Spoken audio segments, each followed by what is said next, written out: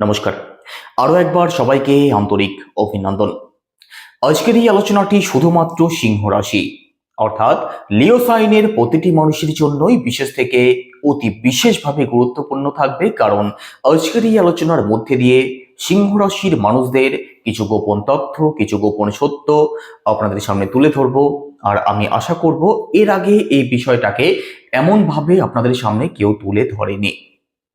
তো আপনি যদি একজন সিংহ রাশির মানুষ হয়ে থাকেন কিংবা সিংহ রাশির কোনো মানুষকে নিয়ে যারা ঘর করছেন, সম্পূর্ণ ভিডিওটি অবশ্যই দেখার চেষ্টা করবেন।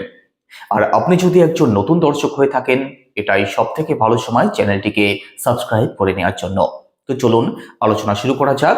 তবে সবার আগে যে বিষয়টা আলোচনা করব, দেখুন সিংহ রাশির যে সিম্বল আমরা দেখি, সেই সিম্বলটার অর্থ কি, অর্থাৎ এই সিম্বল দিয়ে সিংহ রাশির মানুষদের কোন বৈশিষ্ট্যকে বোঝানো হচ্ছে। সিংহ রাশির সিম্বল একটি সিংহ। সিংহ হচ্ছেন বনের রাজা। তো রাজা যেহেতু, সিংহ রাশির মানুষদের মধ্যে রাজকীয় স্বভাব আপনি অবশ্যই লক্ষ্য করতে পারবেন। ব্র্যান্ডেড জিনিসের প্রতি আকর্ষণ লক্ষ্য করতে পারবেন, উচ্চ লেভেলের চিন্তা ভাবনা লক্ষ্য করতে পারবেন। আর রাজা যেহেতু, তো পরোপকারী হয়ে থাকে, দয়া দাক্ষিণ্য এদের মধ্যে অত্যাধিকভাবে লক্ষ্য করা যায়। সবাইকে নিয়ে চলতে পছন্দ করে এরা। নিজের কারণে হোক কিংবা অন্যের কারণে হোক, অর্থ কিন্তু এদের বেশ খরচ হয়। এছাড়া সিংহ রাশির মানুষেরা ক্ষমাশীল হয়, দয়াপরায়ণ হয়। এদের মধ্যে আপনি কৃতজ্ঞতা বোধ খুব লক্ষ্য করতে পারবেন। সিংহ রাশি যেহেতু রাজার রাশি, তো এদের মধ্যে লিডারশিপ কোয়ালিটি অবশ্যই থাকে। যে কোনো পরিস্থিতি কিভাবে কন্ট্রোল করতে হবে, কিভাবে কন্ট্রোলে আনতে হবে, সেটা সিংহ রাশির মানুষদের অজানা নয়। তবে দেখুন, কোনো সিংহ রাশির জাতক কিংবা জাতিকার যদি ম্যালেফিক কোনো গ্রহের প্রভাব থাকে, সেক্ষেত্রে কিন্তু এরা ডমিনেটিং হয়ে ওঠে। সেক্ষেত্রেও এরা দয়া দাক্ষিণ্যতা অবশ্যই করে, তবে এদের মধ্যে অহংকার বোধ চলে আসে, এদের মধ্যে ইগো প্রবলেম চলে আসে। কোনো কিছু দান করলে সেটাকে শো অফ করার চেষ্টা করে, অর্থাৎ নিজেকে নিয়ে গর্ব করার মতো বিষয়গুলো চলে আসে।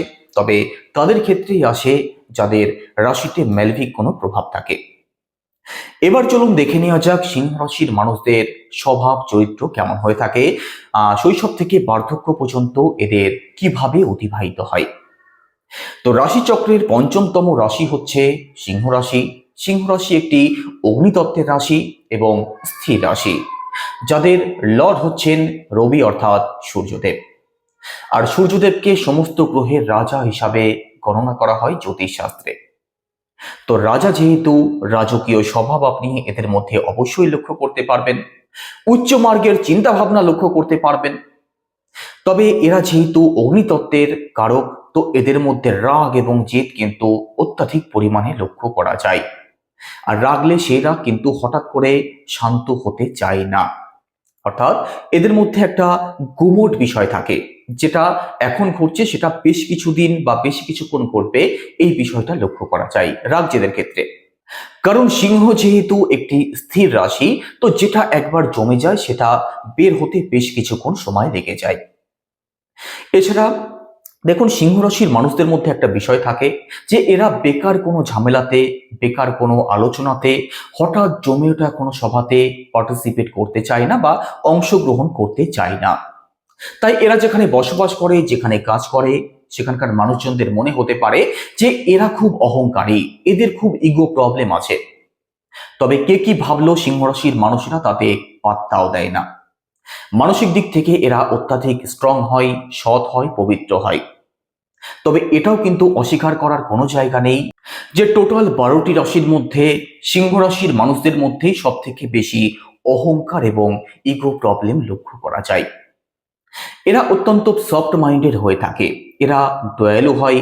কেউ কষ্টে আছে দেখলে, দুঃখে আছে দেখলে এদের কিন্তু মন কেঁদে ওঠে। তাকে যথাসম্ভব এরা সাহায্য করে, অথবা সেই সমস্যা থেকে তাদেরকে বের করে আনার চেষ্টা করে, অথবা সঠিক যুক্তি বুদ্ধি দিয়ে তাদেরকে পরামর্শ দেওয়ার চেষ্টা করে। দেখুন, সিংহ রাশির মানুষেরা অন্যের কোনো বিষয়ে মাথা ঘামাতে পছন্দ করে না। তবে কেউ যদি এদের পার্সোনাল লাইফে অথবা এদের কোনো ব্যক্তিগত বিষয়ে মাথা ঘামিয়ে প্রবলেম তৈরি করার চেষ্টা করে, এরা কিন্তু সেটাকে সহ্য করে না, এরা অত্যন্ত রেগে যায়। কেউ যদি এদের জীবনে প্রবলেম তৈরি করার চেষ্টা করে, তাকে কখনোই ছেড়ে কথা বলে না এবং তার শেষ দেখে ছাড়বো এই প্রতিজ্ঞা করতেও কিন্তু এরা পিছু পা হয় না। দেখুন, সিংহ রাশির মানুষেরা সহজ সরল থাকতে পছন্দ করে, সোজাসাপটা কথা বলতে পছন্দ করে। এদের মধ্যে খুব বেশি ঘুরপেচ বা জটিলতা আপনি লক্ষ্য করতে পারবেন না। সিংহ রাশির মানুষদের যেটা খারাপ মনে হবে সেটা মুখের উপরে বলতেই এরা পছন্দ করে। একই সাথে সিংহ রাশির মানুষদের কেউ নিন্দা করুক, কাজে খুদ বার করুক, সমালোচনা করুক, সেটাও কিন্তু এরা মন থেকে কখনোই মেনে নিতে পারে না। সিংহ রাশির মানুষেরা নিজের মতো করে চলতে পছন্দ করে, নিজের মতো করে কাজ করতে পছন্দ করে। কেউ এদেরকে কন্ট্রোল করুক সেটাও এরা একদমই মেনে নিতে পারে না, কারণ রাজার বৈশিষ্ট্য এদের মধ্যে রয়েছে। এরা সবাইকে কন্ট্রোল করবে সেই বিষয়টা এদের মধ্যে রয়েছে। এদেরকে কেউ কন্ট্রোল করলে কিন্তু এরা সহজে মেনে নিতে পারে না। তবে সিংহ রাশির মানুষেরা কিন্তু বেশ রোমান্টিকও হয়। ঘুরতে এরা খুব পছন্দ করে। পাহাড়ের প্রতি, সমুদ্রের প্রতি এদের বিশেষভাবে আকর্ষণ লক্ষ্য করা যায়। এরা পরাক্রমী হয়, স্বাধীন চেতা হয়। দেখুন, সিংহ রাশির মানুষদের মধ্যে আপনি অত্যন্ত শক্তিশালী মনোবল লক্ষ্য করতে পারবেন, অর্থাৎ এরা যে কোনো দিক থেকে আত্মবিশ্বাসী হয়ে থাকে। সিংহ রাশির মানুষেরা ব্র্যান্ডেড জিনিসের প্রতি এদের বেশ আকর্ষণ থাকে। লাক্সারিয়াস জীবনযাপন করতে এরা পছন্দ করে। বাইরে ঘোরাফেরা, বাইরে খাওয়া দাওয়ার প্রতি এদের আকর্ষণ লক্ষ্য করা যায়। দেখুন, সিংহ রাশির মানুষেরা কোনো কাজেই তো পিছিয়ে থাকে না, তবে সব কাজও কিন্তু এরা করে না। সেটাই করে যেটা এরা মন থেকে করতে চায়। তো মন থেকে যে কাজ এরা করে সেই কাজেই কিন্তু এদের সাকসেস প্রাপ্তি হতে দেখা যায়। একই সাথে দেখুন, স্পোর্টসের প্রতি এদের বেশ আকর্ষণ লক্ষ্য করা যায়। বৃদ্ধ বয়সের কথা যদি বলা হয়, সেক্ষেত্রে বৃদ্ধ বয়সেও কিন্তু এরা নিজেদের আধিপত্য বজায় রাখার চেষ্টা করে। বৃদ্ধ বয়সেও এরা ব্র্যান্ডেড থাকার চেষ্টা করে। তবে দেখুন, বৃদ্ধ বয়সে একটা সমস্যা চলে আসে, চোখের সমস্যা, চুল ওঠার সমস্যা অথবা জয়েন্ট পেনের মতো সমস্যাগুলো লক্ষ্য করা যায়। তবে এটা ম্যাক্সিমাম ক্ষেত্রেই লক্ষ্য করা গেছে যে সিংহ রাশির মানুষদের বৃদ্ধ বয়সটা বেশ ভালোই কাটে। এবার আলোচনা করব কত বছর বয়সের পর থেকে এদের জীবনে উন্নতি আসে বা উন্নতি আসার সম্ভাবনা থাকে। ম্যাক্সিমাম ক্ষেত্রে এটাই দেখা গেছে যে মোটামুটি 26-27 বছরের পর থেকে আর 35-36 বছরের মধ্যেই সিংহ রাশির মানুষদের জীবনে একটা আমূল পরিবর্তন আসে। এই বয়সের মধ্যে এদের জীবনের লক্ষ্য এরা খুঁজে পায়।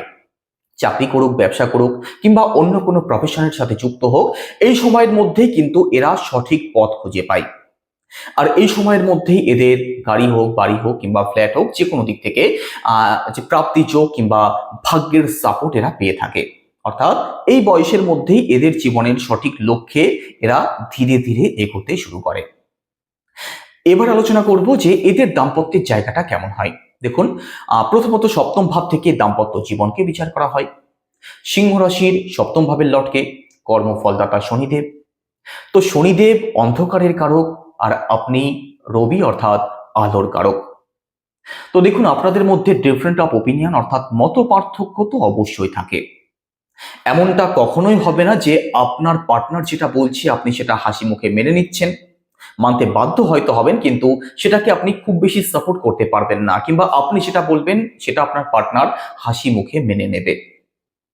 কারণ আলোর সাথে অন্ধকারের পার্থক্য তো সবসময় রয়েছে। তো ডিফারেন্ট অফ ওপিনিয়ন যদিও থাকে, তবুও দাম্পত্য জীবন কিন্তু আপনাদের সংঘর্ষময় হয় না। দাম্পত্য জীবন আপনাদের মোটের উপরে ভালোই হয়, কারণ রবি এবং শনি উভয়ই ম্যাচিওর প্ল্যানেট। ছোটখাটো কিছু প্রবলেম যদি তৈরি হয়েও থাকে, তাহলে সেটা আপনার দ্বারাই হোক কিংবা আপনার পার্টনারের দ্বারাই হোক, সেটা সলভও হয়ে যায়। দেখুন, সমস্যাগুলো কি টাইপের আসে। আপনার যিনি পার্টনার, তিনি চাইবেন বাড়িতে রান্না করো, বাড়িতে ভালো মন্দ রান্না করো, বাড়িতে আনন্দ করি। আপনি চাইবেন বাইরের খাওয়া দাওয়া, বাইরে গিয়ে ঘোরাফেরা, সেটা আপনার পার্টনার পছন্দ করবেন না। এই টাইপের ছোটখাটো প্রবলেম লক্ষ্য করা যায়। তবে আপনার পার্টনার কিন্তু অত্যন্ত ভালো মনের মানুষ হয়ে থাকেন। আপনার যিনি পার্টনার হবেন তার মধ্যে আপনি সততা লক্ষ্য করতে পারবেন, কারণ কর্মফলদাতা শনিদেব। তার মধ্যে সততা তো আপনি অবশ্যই লক্ষ্য করতে পারবেন। তার মধ্যে কখনো কখনো একটু খিটখিটে স্বভাব, তার মধ্যে টাইম মেনটেন করার একটা মানসিকতা আপনি লক্ষ্য করতে পারবেন। পুরনো কোনো জিনিসের প্রতি একটু আকর্ষণও লক্ষ্য করতে পারবেন। অন্যকে কিছু দান করার মতো বিষয়গুলো আপনি লক্ষ্য করতে পারেন। তো আপনার পার্টনার তো অবশ্যই ভালো মনের মানুষ হয়ে থাকে। এখানে প্ল্যানেটারি কিছু কন্ডিশনের যেহেতু সমস্যা থাকে, সেক্ষেত্রে দাম্পত্য জীবনে ছোটখাটো প্রবলেম চলে আসে, মতের দিক থেকে পার্থক্য চলে আসে। এবার আলোচনা করব যে আপনাদের সন্তান ভাগ্য কেমন হয়। দেখুন, ফিফথ হাউস থেকে আমাদের সন্তানকে বিচার করা হয়। তো সন্তান, আপনাদের সন্তানের কারককে, সন্তানের কারক দেবগুরু বৃহস্পতি, আপনাদের ফিফথ হাউসের লর্ড। আপনি রাজা, আপনার সন্তান গুরু। তো গুরু অর্থাৎ আপনার সন্তান আপনাকে কন্ট্রোল করতে পারে, সেই ক্ষমতা কিন্তু আপনাদের সন্তানদের মধ্যে লক্ষ্য করা যায়। আপনার সব কথা আপনার সন্তান শুনে চলবে, এটা কিন্তু হবে না। আপনার সন্তানের কথা আপনাকে অনেক ক্ষেত্রেই শুনে চলতে হবে বা মানতে হবে, কারণ রাজাকে গুরু কিন্তু কন্ট্রোল করার ক্ষমতা রাখে। তবে দেখুন, এখানে আপনাদের সন্তানরা অবশ্যই কথাবার্তার দিক থেকে হোক, জ্ঞানের দিক থেকে হোক, অথবা অন্য যে কোনো সংস্কারের দিক থেকে হোক, অনেক অংশে এগিয়ে থাকে। এদের মধ্যে আপনি টেকনিক্যাল দিক থেকে হোক, অনলাইন দিক থেকে হোক, জ্ঞান বুদ্ধির জায়গাটা অবশ্যই খুঁজে পাবেন। যে কোনো মডার্ন জিনিসের প্রতি শখ শৌখিনতা দিক থেকে এরা এগিয়ে থাকবে। অনলাইন ডিজিটাল দিক থেকে এরা এগিয়ে থাকবে। এছাড়া আপনাদের সন্তানদের মধ্যে স্পোর্টসের প্রতি আকর্ষণ লক্ষ্য করা যায়, ঘুরে বেড়াতে পছন্দ করে। ম্যাক্সিমাম ক্ষেত্রে লক্ষ্য করা গেছে যে ছোটবেলাতে এরা পড়াশোনাতে যতটা ভালো থাকে, বড় হতে হতে কিন্তু এদের সেই জায়গাটাকে এরা হারিয়ে ফেলে। অর্থাৎ তুলনামূলক ছোট বয়সেই এরা পড়াশোনাতে বেশি ভালো থাকে। তবে দেখুন, এটাও লক্ষ্য করা গেছে যে আপনার সব কথা কিন্তু আপনার সন্তান মেনে বা শুনে চলবে না। আপনার পার্টনারকে যদিও আপনি কন্ট্রোল করতে পারেন, তবে আপনার সন্তানদেরকে কিন্তু আপনি কন্ট্রোল করতে পারবেন না। আপনার সন্তানরা আপনাকে কন্ট্রোল করবে, এই ক্ষমতা আপনাদের সন্তানদের মধ্যে রয়েছে। তবে আপনাদের সন্তানদের মধ্যে জ্ঞান বুদ্ধি অবশ্যই থাকে, সংস্কারী হয়ে থাকে, সে বিষয়ে কোনো সন্দেহ থাকে না। কেমন লাগলো আলোচনা? অবশ্যই কমেন্টে জানাবেন। আপনি কোথায় বসে ভিডিও দেখছেন সেটাও আমাকে কমেন্টে জানাবেন। আপনি যদি এখানে অন্য কোনো রাশির মানুষ হয়ে থাকেন, সেটা আমাকে কমেন্টে জানাবেন যে আপনি কি রাশির মানুষ। সবাই ভালো থাকুন, সুস্থ থাকুন। নমস্কার।